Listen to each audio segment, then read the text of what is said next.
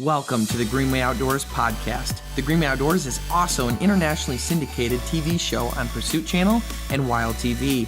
You are now tuned into our weekly podcast hosted by executive producer Kyle Green, production coordinator Jeff Hutchinson, director AJ Beadle, and creative producer Ryan Parks. We live in a world where our natural resources are almost solely protected by funds raised by hunters and fishermen, with over 60% of those funds coming from white males over the age of 55. The Greenway Outdoors team has set out on a mission to create content that would inspire millennials, Generation Z, and new sportsmen and women to get out, hunt, fish, and contribute towards conservation and the betterment of our planet. Welcome to the Greenway Outdoors. Hello and welcome to the Greenway Outdoors. I am Kyle and this is episode 23. Nice. Yeah, just jumping right in. I'm AJ. I'm Ryan. Good looking guys. Ryan looked pretty cool today. He showed up with some Ray-Bans on. I always have Ray-Bans. I know, but you look fresh today. Yeah, the hair did. Hair did look good. Yeah, you look. I like the cool sweater. Literally, I went cool to the brand. I went tanning yesterday, so that's probably what it might be. You went tanning yesterday? My skin's a little probably tad darker. Do you go tanning often? No. You just hate. You like cancer? It's just I like it. I like that, and my Italian blood in the wintertime I get like a yellowy color. Yikes. Yeah. Yikes. Yeah, it was day we usually need. Yeah, I was in need. So don't want to look like you have jaundice out there. Yeah, no, you look like Homer. Like what? Like jaundice is like, isn't that what Homer Simpson had? That's why he was yellow. I think he's just yellow. Is that a thing? That's just. No, everyone in the room's looking at me like I'm nuts. So maybe that's not I don't know it. what that is. Your skin turns yellow from the effects of it. Oh. Yeah. Okay. It's if you eat a lot of donuts like Homer Simpson. Read a book. It's like babies who they eat too much carrots and they start to turn they get like an orangish tint. That's adults. No, that is true. Have you not seen Magic School Bus? Oh my gosh. No, there's a Magic School Bus episode where the kid was turning orange. No one knew why. Well, the snacks that he was eating all the time were orange in the inside, and it's actually a pigment thing. No, that's not a Really? myth. It That's can true. happen. Yeah. I don't know any other details New. than Magic School Bus's details, but there's other details. It's PBS. It's They know what they're legit. doing. Yeah, they never go wrong. There's also like Miss Frizzle knows her stuff. Yeah, she does. She's very smart. Yeah. And hot. I mean, no one says it, but Miss Frizzle is hot. Why are we talking about that? Yeah. It's just because she was a cartoon doesn't mean she couldn't be a cutie pie. It's like if you eat too much silver too. If you have too much silver in your body, you start to get like a metallic look. Like you start to darken up. Like the Tin Man? Now I want to eat Almost, silver. yeah. Do you just eat like a bracelet or like what do you do? I don't know how it works, how you get too much silver in you, but that's one way. I feel look like it up. Look it up. We've got a whole podcast ahead of us, so I don't think I can do that. But today, speaking of the Magic School Bus, we went to my alma mater at my high school, Lane Fair High School, and was able to give a little bit of a speech and talk to the kids, the graduating class of 2019. Oh, man, 19? Holy Hannah, what year is it? Yeah. So it was kind of cool to go back there and talk to them and have them kind of see, almost in a way, the accomplishments that AJ and Ryan have both had with the company and growing up through us, and also talk about some of the accomplishments of the show.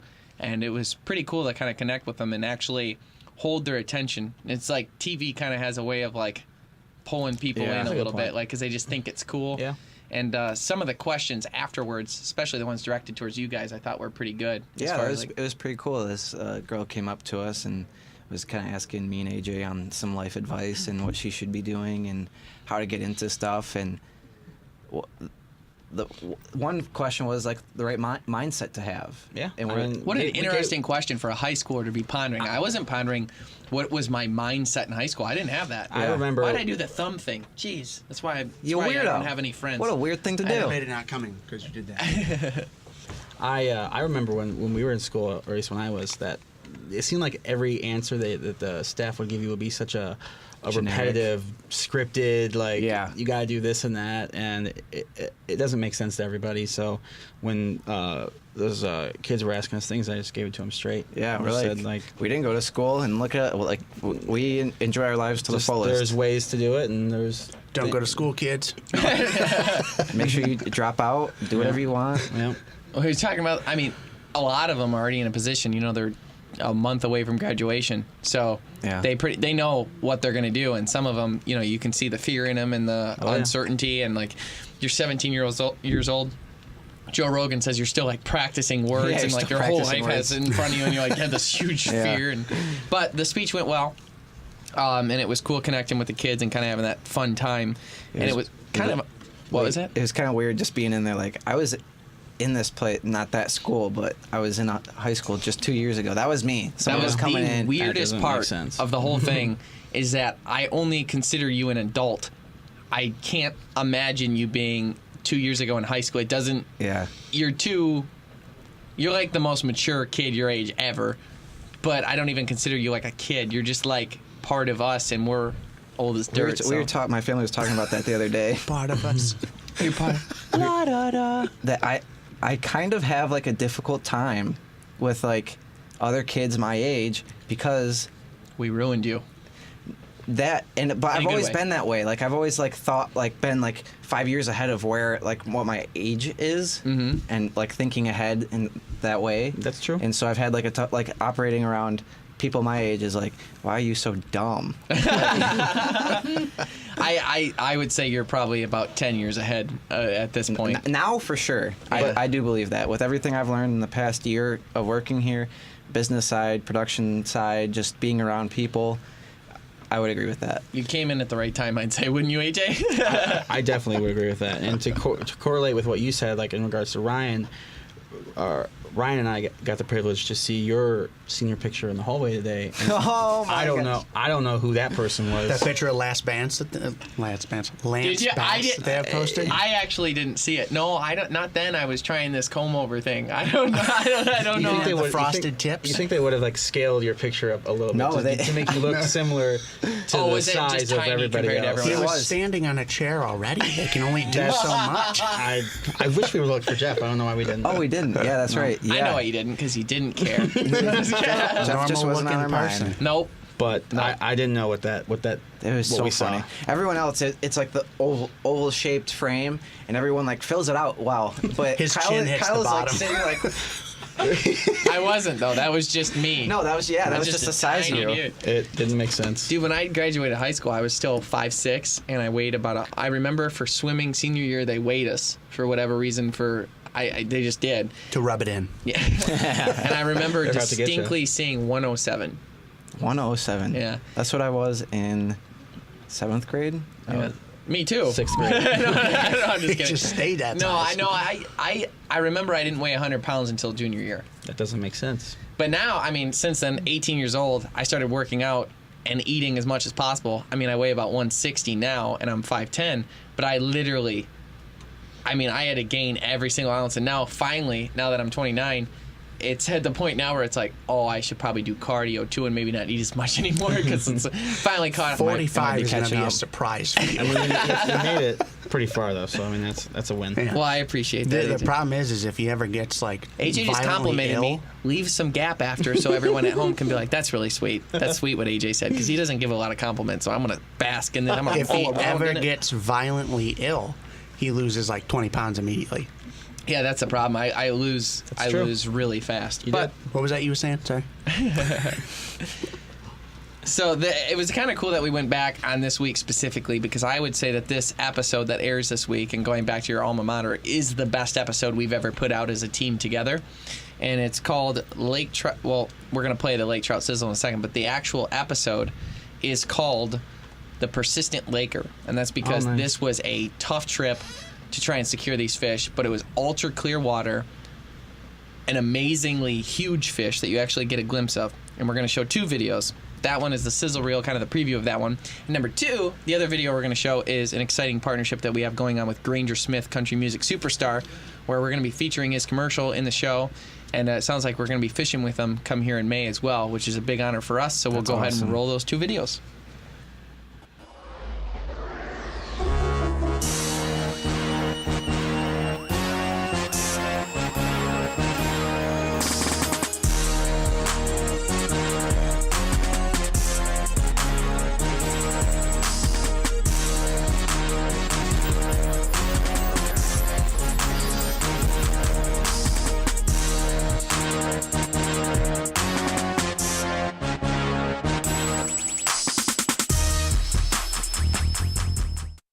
Hello and welcome to the Greenway Outdoors Kitchen. On this week's exciting episode, we're going to be targeting lake trout through the ice.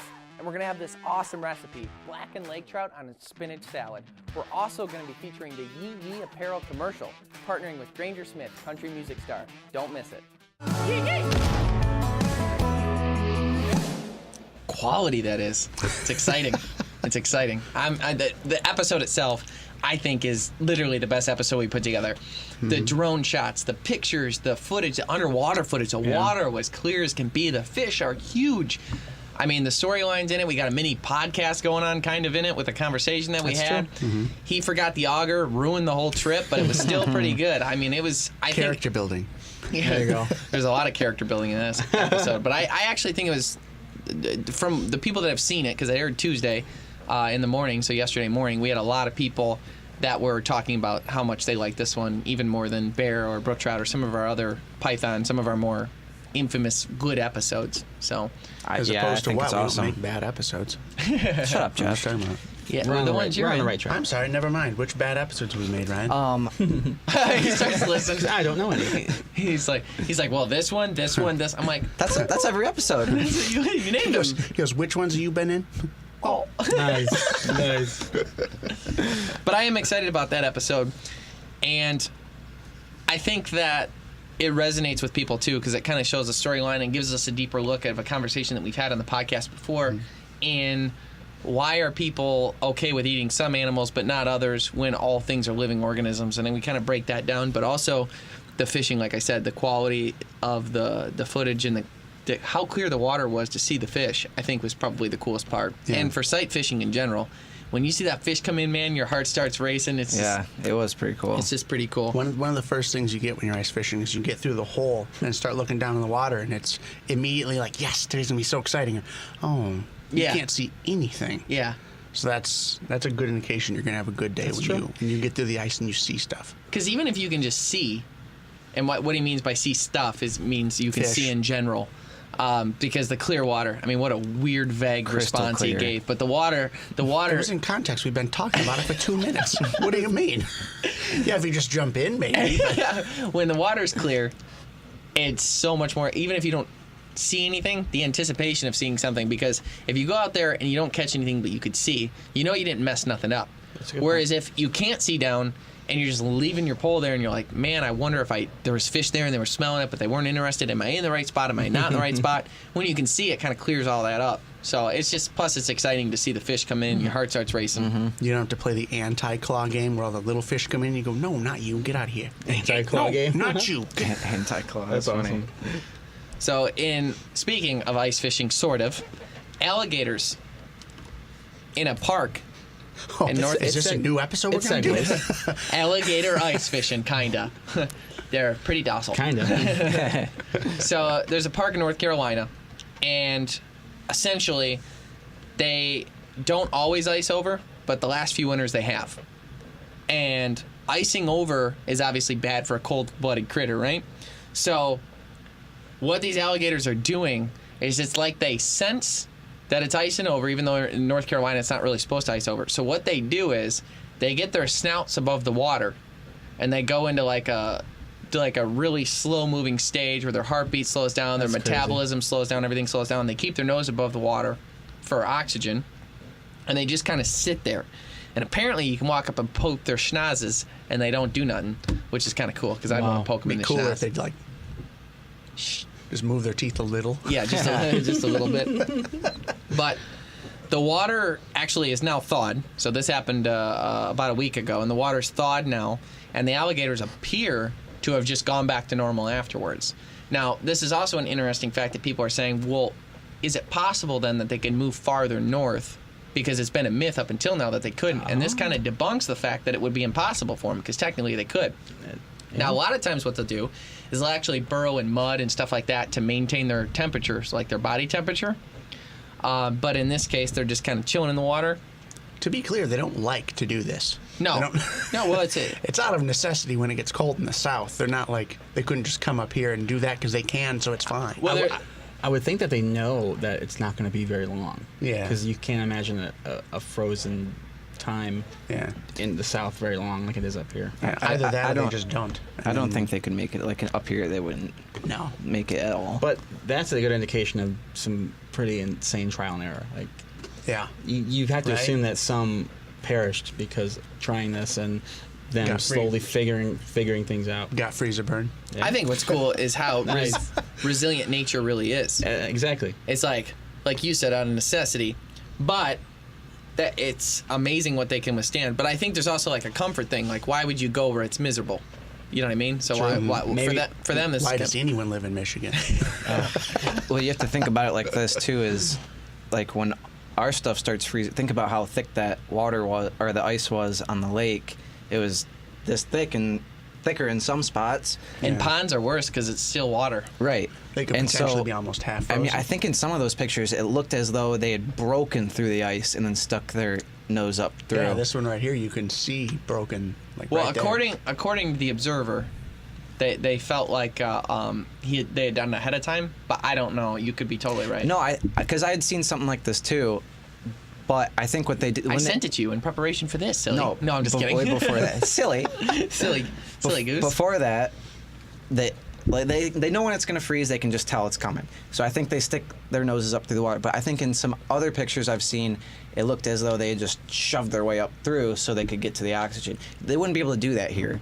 Once it really starts getting thick, Well, they'd have to stay in rivers or something that are fast moving. And And usually it happens pretty slowly over time. It's not like all of a sudden, boom, it's frozen. Like Right. it's slowly you get this, and then it melts off that day. The next day it gets a little more, and then it melts out. Right. So I think that they have some indication it's already happening, and then they. right.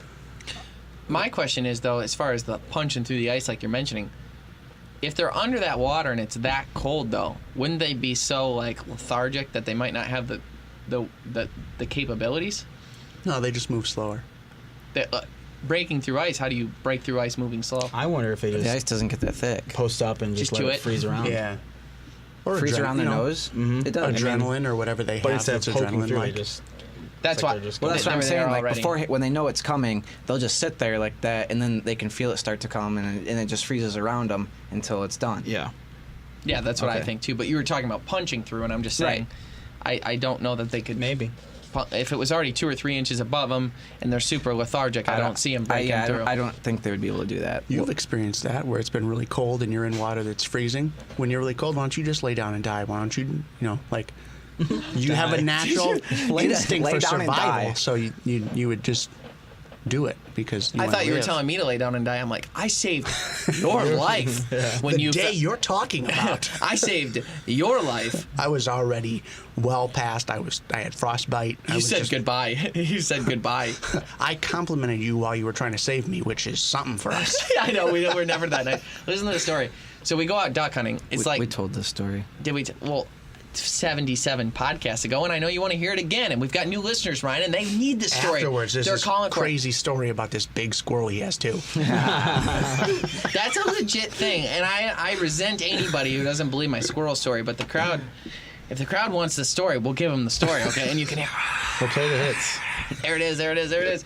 So anyhow, Jeff and I go out duck hunting, and when we go duck hunting, it's the last day of the year that you're supposed to go because everything done froze over. But it wasn't completely froze over yet. There were some paths in the water to where we thought we could make it. So we go down this river, and we get there in our boat, and we set up our decoys in water, mind you. We put our decoys splash in water. Average day, it gets warmer as the sun comes up, and You would all think that kind that. of thing.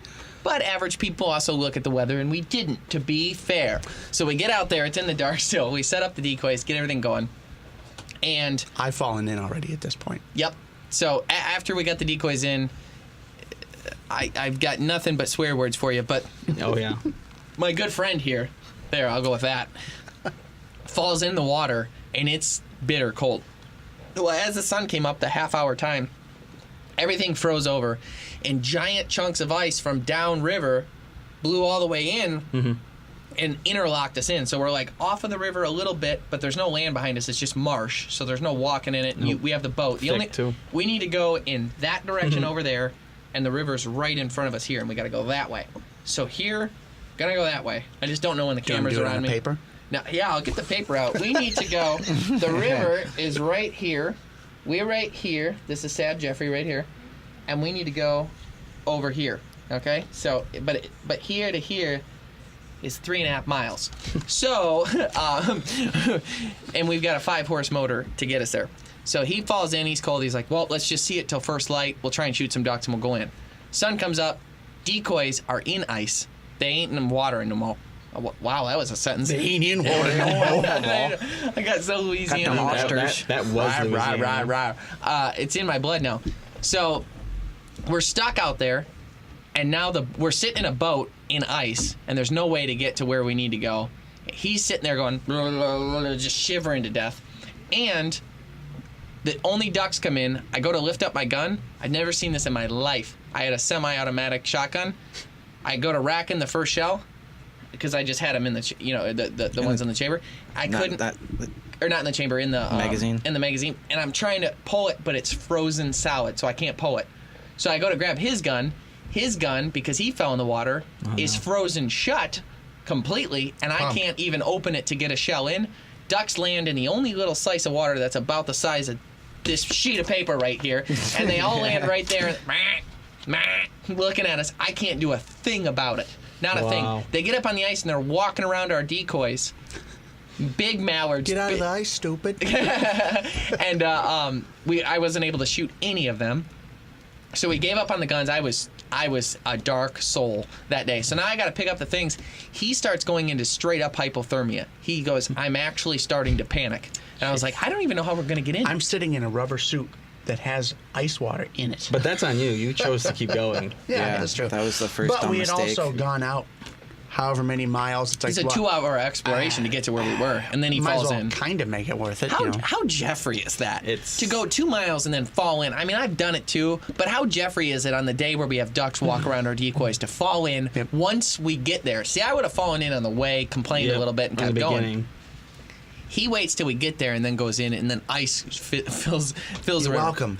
So I've got to go pick up all the decoys, but that consists of me standing on that ice, falling through into waist deep, sometimes chest deep water. Stand on it, fall through. Takes me an hour to pick up the decoys. Then I got to drag the boat 6 inches at a time, a few miles. How many hours did it take?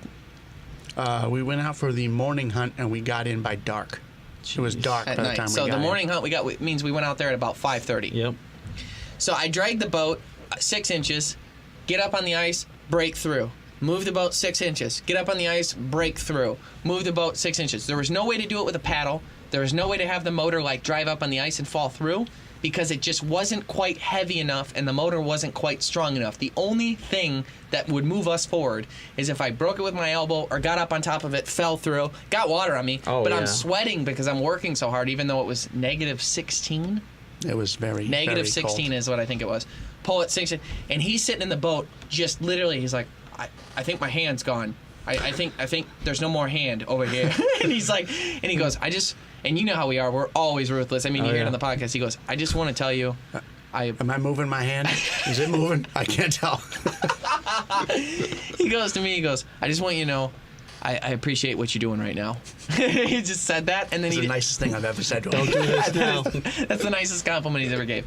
Didn't talk the rest of the trip, and it took me until dark to get us in. I was so hungry, and he was so jacked up that that was a. My question is, if it was that bad, why didn't you just ditch the boat for the time being, drag it up into the woods, and then most walk of the away? river? There was no woods. I thought I used this. Here you go. Thick marsh where it's still chest deep water, but marsh and weeds mixed in, All around? Impossible to walk. And not only that, you'd be going the wrong direction. A river here that in the middle is 11 to 12 foot deep, unpassable, because you'd have to go underwater or swim to get across, because you couldn't get the boat to that. Then once you got the boat there, you're in that.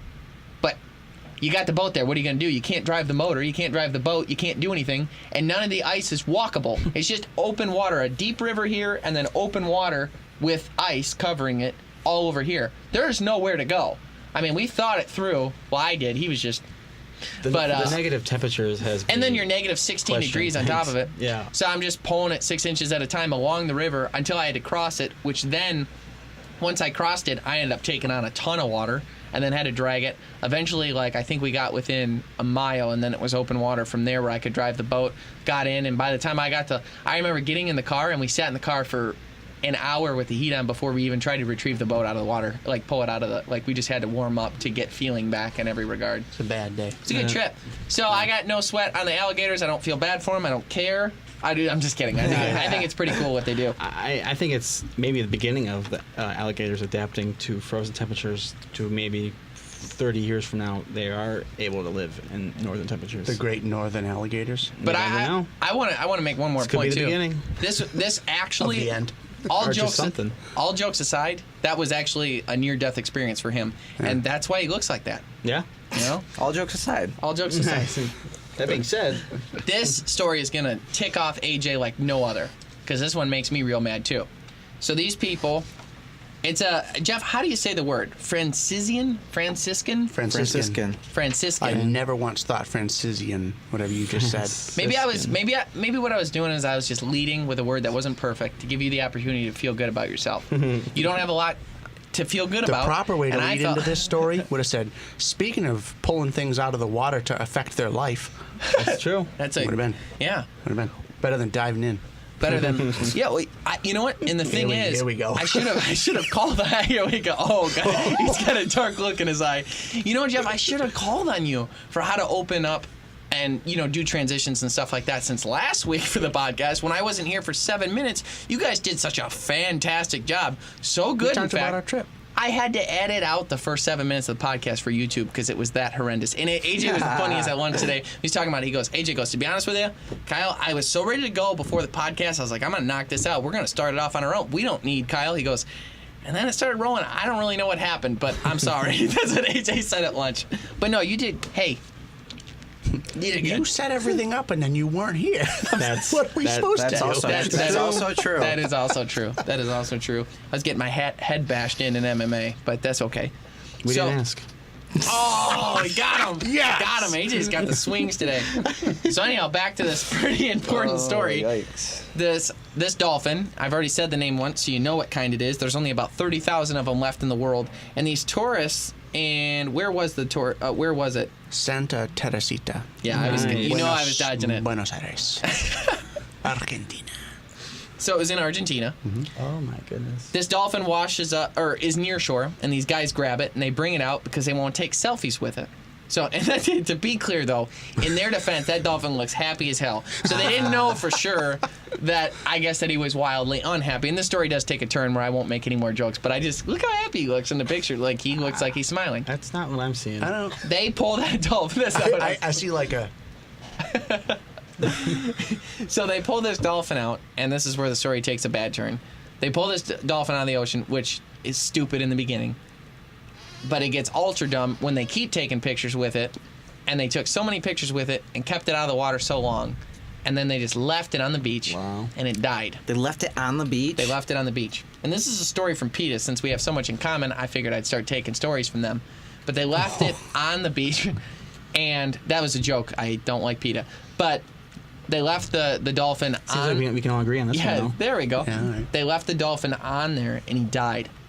And how horrendous is that? Like, I want to walk up there, I want to find everybody that had that picture taken, and I want to punch him in the face. No one looked concerned. That's what the thing is everyone took selfies with it. There's evidence right there. Everyone who got a selfie with that dolphin, animal cruelty. Right. I think needless. Santa Teresita, like that's a ways, right? Yeah. Is that like South America? Argentina. So, yeah, which is funny because we're going there, and I'm gonna be looking for these people. Hey, are you this guy? Just curious, and wham! That's a rough one. But no, it's a dark story. The fact is, there's only 30,000 of them left in the world. I don't know whether that's a low number or a high number. They used it like it was a low number. I think they use any number like it's a low number, though. Right, like it used to be 2 million. Low. But it doesn't. And imagine 30,000 humans left. Kind of thing. But how? I mean, dolphins communicate and stuff like that too. It's sad to see. Smart animals. It's a very smart animal and a very. It wasn't hurt nothing. It doesn't hurt anything. There's no reason for it to happen. It didn't. The meat didn't get utilized. There's no moral anything about this story. There's no angle on anything. And I want to walk around punching those people in the face. Very sad story. I hate that. I didn't like it. To be clear, we don't condone violence. They deserve their respect. Since when? No, I'm just kidding. What would you do?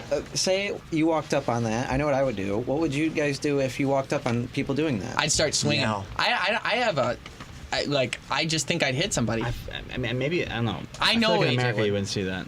No. I don't think you'd see it in I don't know, America. though. Americans, I don't know. I hate to. I don't give think us credit, so. but I really don't think so. I think there would be enough people around that they'd say that was that I is actually wrong. agree. That was a crowd I of do people agree. that had zero concern. Yeah. That's what's messed That's up. that mob mentality. People don't. Yep. Especially if there was a hunter or fisherman around, they would freak out. Yeah. Oh, yeah. Because a hunter fisherman is somebody that buys licenses, protects these things, Yeah. and then to see him treated like that is But horrendous. the average person seeing other people doing it, oh, well, they're doing it, so it's okay. Correct. So I want to, well, they got a selfie with the dolphin. I want to get a selfie with the Dolphin dolphin. looks happy. Yeah. They're mammals. They breathe. I'm smart. They breathe oxygen. They can live on the beach. Just leave him here. If he wants to go back in the water, he'll go back in the water.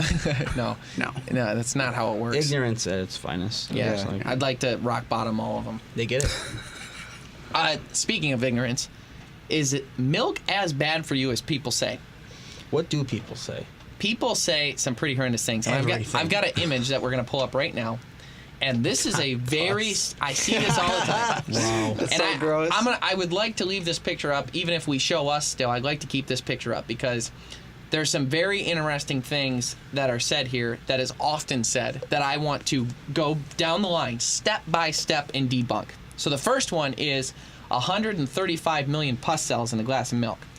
I've got all kinds of stupidity to call out on this statement. Number one, there is no such thing as a pus cell. That is a non-existent, made-up phrase that does not exist. They didn't even spell it right. No, they did not. They're like, we got to fit it all in the meme. We'll just, We got him. we got him. Maybe a PUS cell is a thing, but you're right that it isn't spelled right. I didn't even You know what catch that that. is? Rawforbeauty.com. They sell almond milk. That actually. I don't actually know. So anyhow, 135 million pus cells. There's no such thing as pus cells. So let's clear that up. Now, what there is there's white blood cells. And white blood cells are prominent in different things. Now, you can have white blood cells inside milk, okay? And in a giant glass of milk like that, you are going to have a hairpin needle drop of total white blood cells that might be in there. Do they cause harm to humans? Absolutely not. However, it's heavily regulated that if there's more than that, then you have to throw out the entire batch, and it can't be packaged and sent out. Because it affects the taste. It does. It's not even really the fact that it can harm you. It's the fact that would affect the taste, and they don't want to do that, change the way the cheese is and everything like that. So there's no such thing as a pus cell, A. B, there's not pus in it, because if they check for that, and if there was, they'd have to throw it away. And C, there is white blood cells that would not harm you, and it's very, very, very, very, very few. They make it sound like a lot by saying 135 million, but that's literally barely a drop in the entire thing. And they're not even talking about the same thing. They're not. Right. And it's a non-existent phrase that they use. So stupid. Number two, bovine growth hormone. So bovine growth hormone occurs naturally in cows the same way it does like growth hormone for humans. Yep. Okay? So they have that. However, that hormone has been proven that it can't be passed to humans through milk and not even through the meat. Mm-hmm. Now, that being said, those tests were done by the FDA and also Monsanto that created this Recombinant. Yeah, but it's bovine growth hormone. Yeah, but it's called. Technically, that's the phrase "you love." You love them. You love them. We talked about them for a long time. A genetically modified GMO. It's a organism. That is actually a GMO. So they put that into it. It helps the cows produce milk faster, amongst other things as well.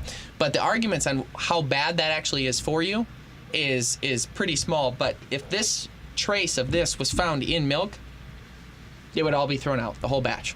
It's not in the milk. It's not true. It's not correct. It's just not true. Antibiotics, the next one, number 3. Antibiotics, conventionally produced or organic milk is technically antibiotic free, and it's the only one. That's actually a myth. So antibiotics are not in milk.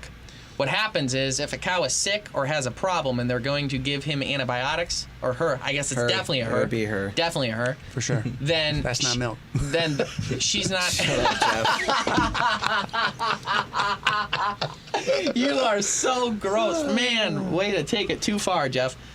That's like not milk. That's what you wanted to say about the male cow. That's awesome. Okay, anyhow. Oh, man. You thought the pus cells tasted bad. No, Wow. All right, Okay. we're back. He's nervous. We're back. too I got far. nervous. He went too far. I took it. He panicked. Now I'm the bad guy. Yep. Now I'm the bad guy. Yes, for All right, sure. no one will remember what you said.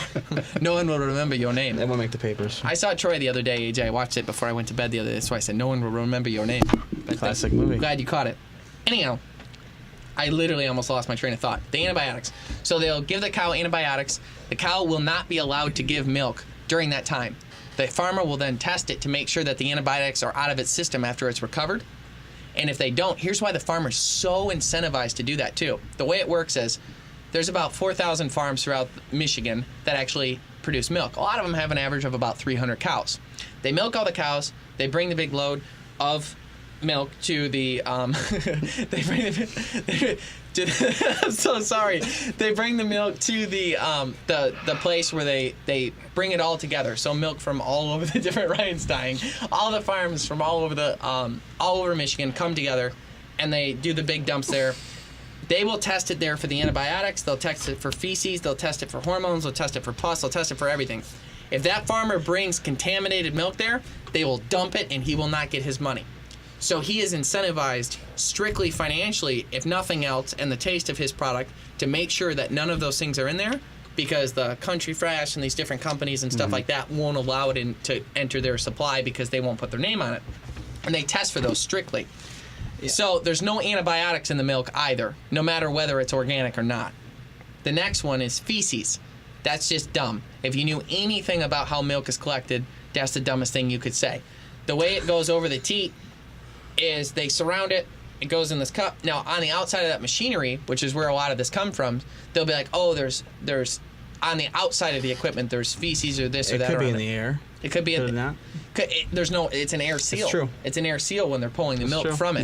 Yeah. And then there's covers that go from cow to cow. They clean the teat before they put it on there. Yeah. Again, it can't be in the milk because then they don't get to sell their milk. So they're incentivized to keep the cow clean, to keep the equipment clean. Which is good. Every farmer has a process for keeping their stuff thing. sterilized and poop free. Absolutely. So again, this is so wrong. No pus cells, because that's not a thing. Bovine growth hormones, not in the milk. Antibiotics, not in the milk. Feces, not in the milk. So these aren't there. Then we get into the sort of the health facts of how bad milk is for you, apparently. 51 milligrams of cholesterol. Jeffrey, you're the one with the background in dietetics. Is that a lot of cholesterol? Not in moderation. If you're like chugging gallons, you can't chug a gallon of milk, you throw up. Yeah, but that's true. if you're drinking a lot of milk, then that could potentially be a problem. But it's not strictly bad for you. Okay, because technically cholesterol is a naturally occurring thing in your body, and you need it in order to make any cells. Is that you correct? don't actually get most of it from your diet anyways. It's all, like you said, naturally occurring. So it's... Without cholesterol, you can't make cells. Yeah. Period. It's that simple. Like, you can't make cells without cholesterol. So 300 calories. Well, I would assume that would be because if you look at cups, it's always like 100, 120, somewhere in there, just depending on the milk, whether it's 1%, 2% whole. I don't know what they're using. But for a glass, that'd be a real tall glass of milk to hit 300 calories. Yeah. And it would have to be vitamin D. Yeah. So that's an inflated number, but I don't really care because it just depends. Everything's in moderation how many calories you eat a day. Yeah. 16 grams of fat. The fat that is in milk is pretty good for you. Yeah, it's actually, there is some saturated fat which is linked to like heart disease and things like that, but whole milk with more fat is in most, no matter what you say, whether it's good or bad for you, people are going to argue with you, but it's good for you because they've shown that people who drink whole milk versus people who drink like skim milk, the people who drink whole milk weigh less because because they have the fat in the milk, and that makes you fuller, so you're less likely to snack. And the snacks are where you're going to get your, a lot more processed foods, a lot more, empty calories, things that aren't good for you, whereas milk has a lot of good things for you. Love milk. Yeah. It's awesome. Another thing, I don't even know where to begin on the stupidity of this one. Acidic protein, which leaches calcium from bones. So so that's one thing that too means. Get correct. Yeah, they couldn't spell pus right, so you'll have to excuse the fact that they had to do this. So, because trust me though, how dumb am I? I was Googling calcium calcium from bones. How would they even put that in milk? I was like wait, I'm stupid. That's actually one line. So acidic protein which leaches calcium from bones.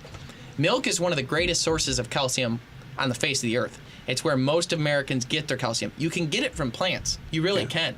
Well, I mean, you think about it. Cows aren't drinking milk to get their calcium to then put it in their milk. They eat leafy greens. That's where a lot of more bioavailable calcium comes from. Sure.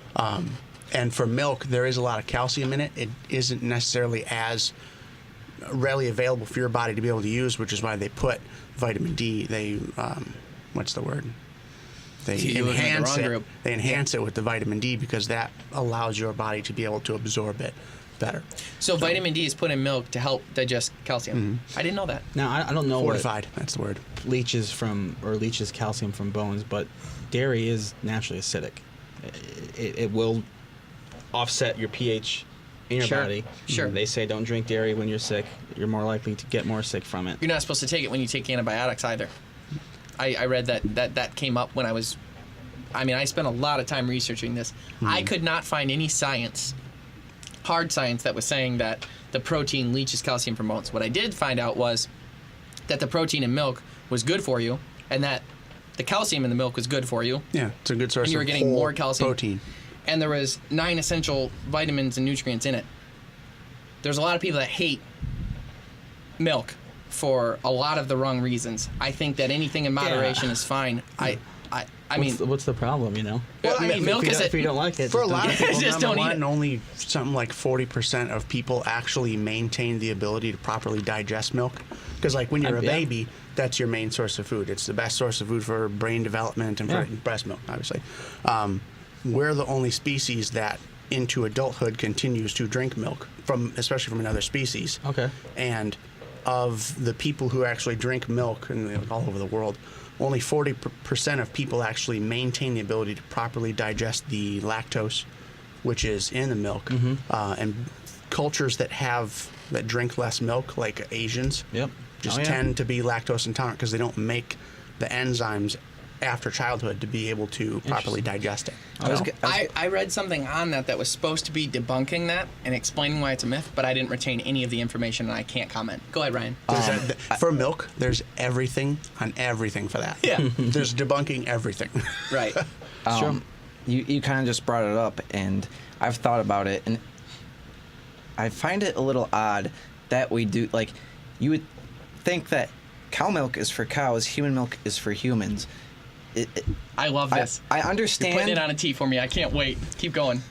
You're going to love it. You're going to love what I do. I already know where you're going, but it is a little odd that we do that. Human milk is for humans. That's what it should be for. So there's a Joe Rogan Could be a conspiracy. There's a Joe Rogan stand-up. And in the Joe Rogan stand-up, he talks about, he's like, he was talking about the vegan people that say drinking milk is terrible. I know I don't like to attack vegans, but it's what the skit is. And they go, we're the only species on the planet that consumes milk from another species. He goes, wow, good point. You know what else the only thing we do is? Fly planes, call our friends on our cell phones to let them know how good milk is. And he just starts listing all these things, and it is the funniest thing. And then he goes, that is the dumbest argument I've ever heard ever. He goes, you know what happens when I give milk to my dog? He's so grateful. He's like, where did you get this? It's warm outside, but this is cold. You're a wizard. This is awesome. And they lap it up because they love it. I don't think that every species isn't drinking milk because it doesn't have the opportunity, because it's like, I don't know, this isn't pasteurized Obviously. whole dog milk. Yeah, right. You know what I mean? We're capable of farming and eating things. I mean, we would like it where no other animals would even eat cow meat in general. Well, the only time other animals eat cows is because they kill our cows. That's literally it. Except for maybe those wild ones, but those ones were super mean, so I doubt it. Yeah. But that being said, they're aggressive. It's so this all sparked where this came from, and where I got passionate about this was there was this girl that commented online and she posted this meme, and that's what set me off because I was like, I want to know more, and also that seems pretty dumb. What's a puzz cell?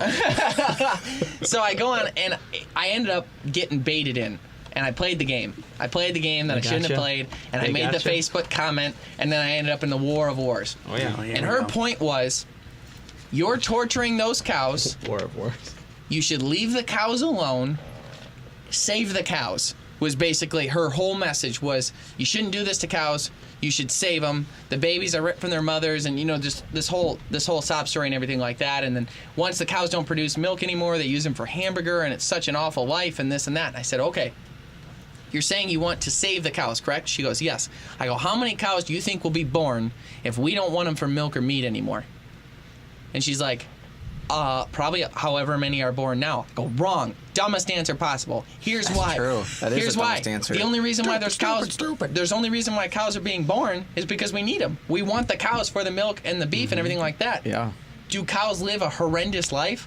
Not my family are cheese or milk farmers. They Dairy. have cows and they make cheese and all kinds of things. A lot about it. In Wisconsin, they're dairy farmers. I don't know why I couldn't find the word. I started saying cheese. I got nervous. Here we are. They farm cheese. I throw up because I get nervous. They run the cleanest business. They treat those animals with the most utmost respect like I've never seen in my entire life. Those animals are catered to. They're treated like kings. They have a great life. It's a small country farm. They've got about 350 cows. They're treated with respect. They take care of them. They're their source of income.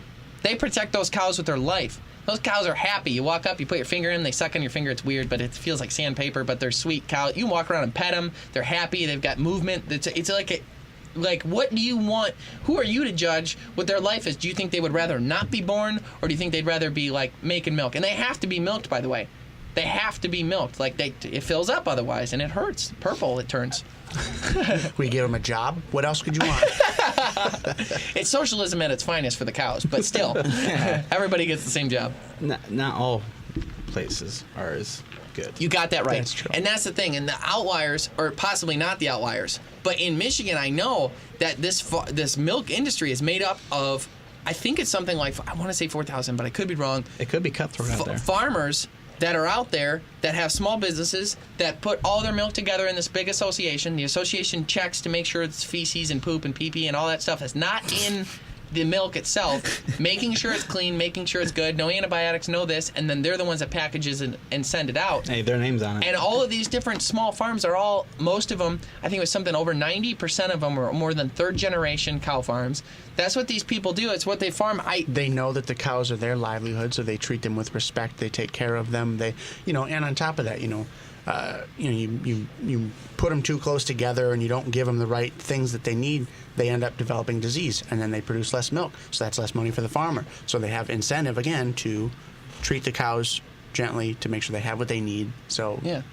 If the cows get disease and stuff like that, they're not going to produce milk. And if they do produce milk, it might have pus cells in it because they didn't take good care of the cows.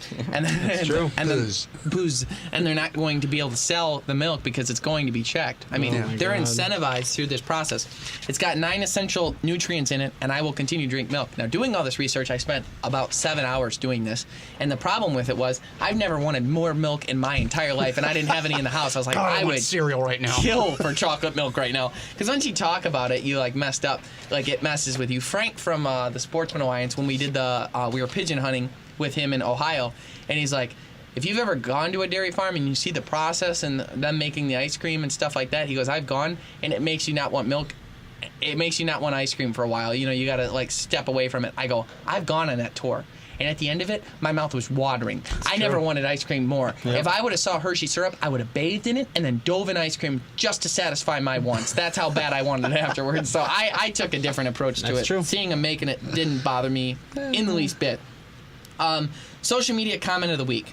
So I actually, we're gonna pull this one up right now, and this was actually a picture of Ryan.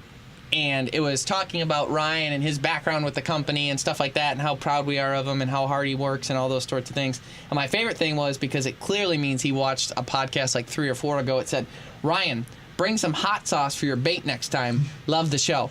And I thought that was pretty funny because if you remember a couple podcasts ago, he ate a minnow. Oh, nice. He bit it half the bait fish, and that was pretty funny. So I thought it was cool that he saw that.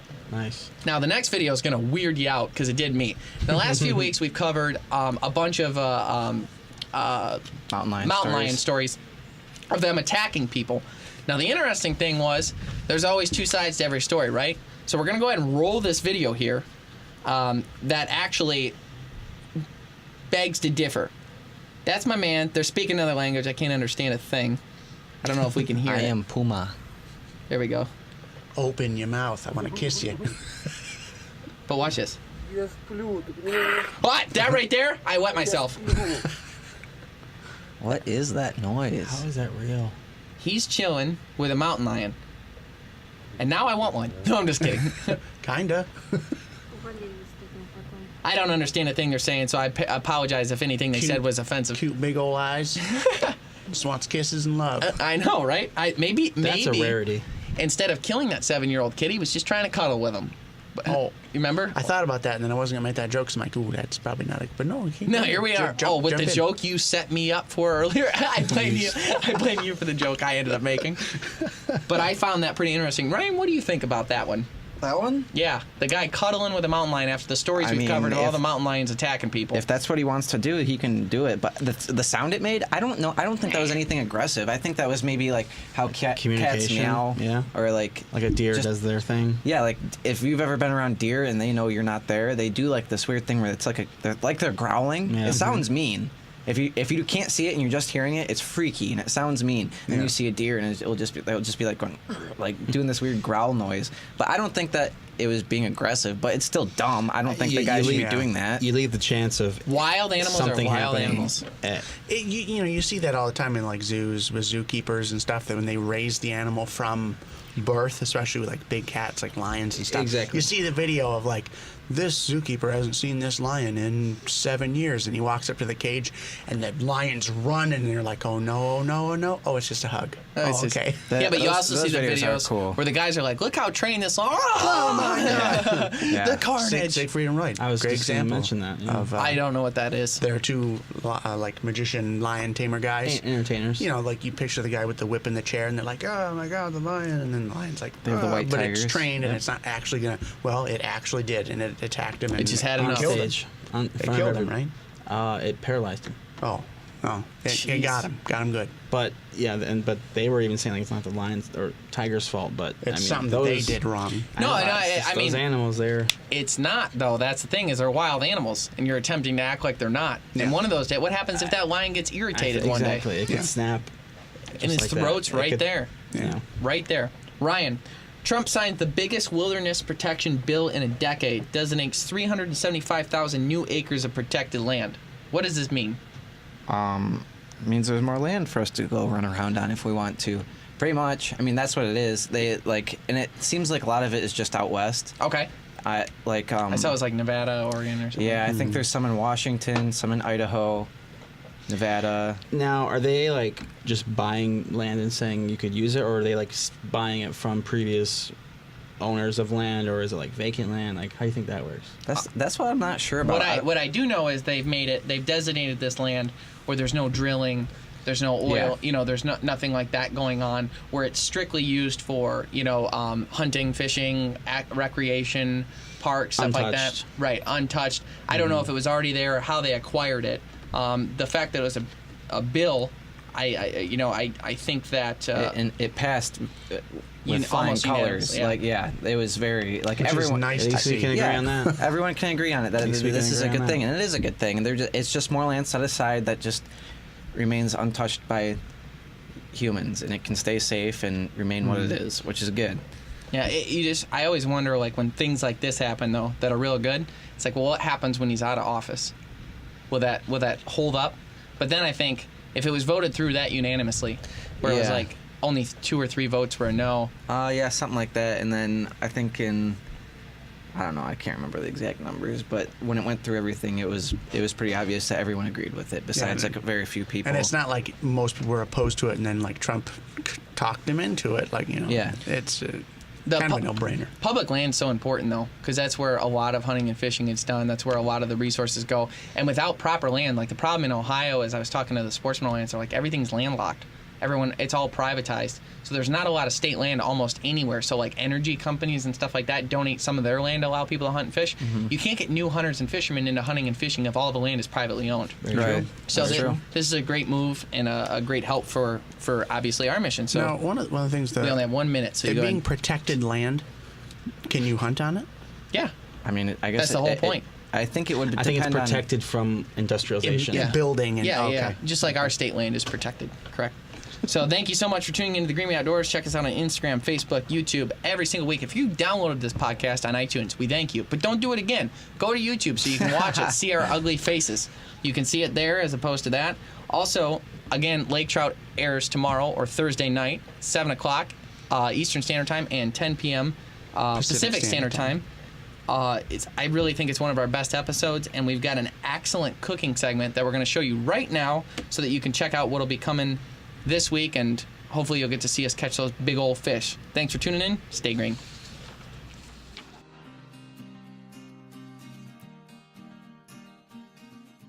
For today's recipe, we're going to be cooking blackened lake trout over spinach salad. For step-by-step directions for this recipe and many others, visit thegreenwayoutdoors.com. Hello and welcome to the Greenway Outdoors Kitchen. Today, we have a blackened lake trout with spinach salad recipe. It's quick, it's easy, and it's tasty. Let's get started. Start by mixing the paprika, cayenne pepper, ground cumin, thyme, oregano, garlic, and salt in a small bowl. Next, you'll want to dredge your lake trout in butter. This will act as a great sealer and also a great adhesive in order to get the seasonings to stick to the fish. Next, you'll coat the entire fish with all of your seasonings. Make sure you cover every single inch so that there's good consistency across the fillet.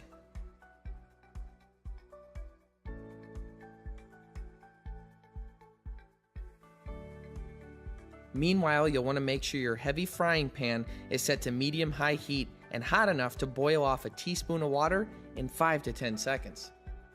Using long tongs, you'll move the fillets into the frying pan. It's very hot and should smoke right away. You'll also really smell the spices in the air. Add 2 tablespoons of butter over the top of each fillet. Cook on each side for 2 to 3 minutes or until blackened.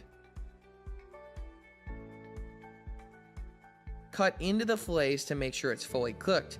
If your fillet is thicker and they aren't finished cooking, leave on the second side until cooking desired level is reached. Meanwhile, mix the mayonnaise, olive oil, and 1 teaspoon of the spice mixture to make your salad dressing. Put over a bed of spinach, tomatoes, add the dressing, and enjoy. This recipe smells great. The key to this one is make sure that pan is hot, because if it's not, you're not going to get that blackened outside. That is a lot of flavor. This recipe has quite a bit of kick to it, so if you like spice, this is a great one to incorporate with all your lake trout fillets, especially considering the fish is so big and you've got a lot of meat to work with. For this recipe and many others, visit thegreenwayoutdoors.com. Also check us out on Facebook, Instagram, and our YouTube pages. We'd love to hear from you on episodes you'd like to see. Thanks so much for tuning in. Stay green.